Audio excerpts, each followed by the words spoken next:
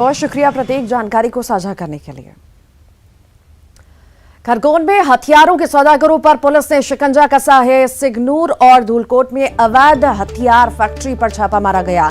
58 pistol और 12 देसी कट्टे जब्त किए गए हैं। 9 हथियार तस्कर भी पुलिस के हत्थे चढ़े हैं। बरामद हथियार की कीमत करीब 50 लाख रुपए बताई जा रही है।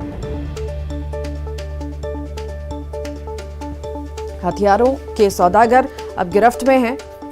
कई सारे हथियार उनसे बरामद किए गए हैं। 58 पिस्टल और 12 देसी कट्टे जब्त हुए हैं। हथियार की कीमत करीब 50 लाख रुपए आंकी गई है।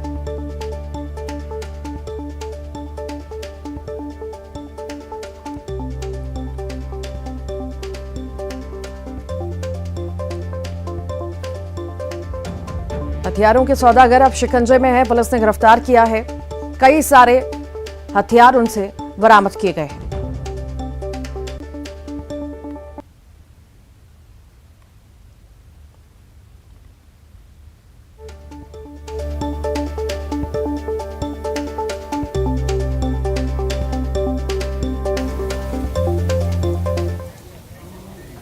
और चलिए बढ़ते हैं आगे। राजधानी भोपाल में मासूम बच्ची से स्कूल बस में अश्लील हरकत करने का मामला अभी थमा भी नहीं था कि मुरैना में भी ऐसा ही एक मामला सामने आया। यहाँ पर 3 साल की बच्ची से दुष्कर्म का मामला सामने आया है और इस मामले में अब कार्रवाई की गई है। आरोपी जो है उसके मकान पर बुलडोजर चलाया गया है। ये बानमोड़ थाना क्षेत्र में इसका मकान बताया जाता है, जहाँ पर फूलपुर में आरोपी का घर है। उसके घर पर प्रशासन पुलिस की टीम पहुंची और उसे जमींदोज किया गया। आरोपी को पुलिस ने गिरफ्तार कर लिया है।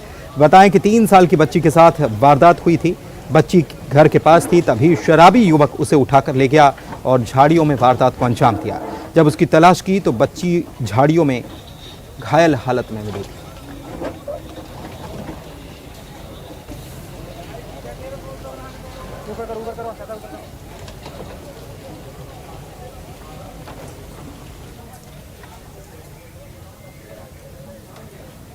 और चलिए बढ़ते हैं आगे। और मध्य प्रदेश में अस्पतालों के हालात क्या हैं, स्वास्थ्य सुविधाओं की कितनी बिगड़ी व्यवस्था है, ये तस्वीरें सतना से सामने आई हैं, जहां की मैहर के सिविल अस्पताल में मरीज को खून चढ़ाया जा रहा था, लेकिन खून चढ़ाने के बावजूद भी ना तो उसे बेड दिया गया, ना उसे स्टैंड दिया गया। देखिए, बच्ची की माँ ब्लड की थैली हाथ में पकड़े हुए है। ब्लड चढ़वाती, ये मासूम को ब्लड चढ़वाती माँ दिख रही है। काफ़ी देर तक महिला इसी तरह हाथ में थैली लिए पहले खड़ी रही। हालांकि काफी देर बाद अस्पताल प्रबंधन की नींद खुली, फिर मासूम को स्टैंड दिया गया। अस्पतालों की हालत यह है कि अक्सर बेड न मिलने पर मरीज जमीन पर ही लेटा दिए जाते हैं। यह तस्वीर सरकार और प्रशासन के सभी दावों की पोल खोल रही है, जिसमें स्वास्थ्य व्यवस्था चकाचक है, इसका दावा किया जाता है।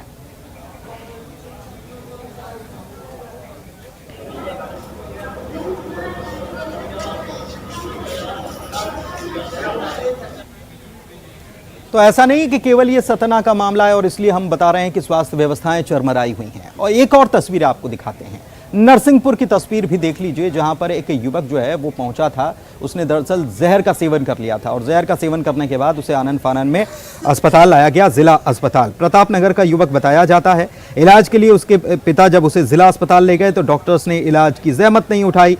बाद में निजी अस्पताल में इलाज के लिए उसे ले जाया गया और तब तक उसकी मौत हो चुकी थी। इकलौते बेटे की मौत के बाद परिजन इंसाफ के लिए शव लेकर कलेक्टर के बंगले गए। वहां भी कलेक्टर से मुलाकात नहीं हुई। हालांकि नरसिंहपुर एसडीएम ने जाकर पीड़ित परिजनों को समझा दिया और पोस्टमार्टम के लिए शव को जिला अस्पताल लाया गया।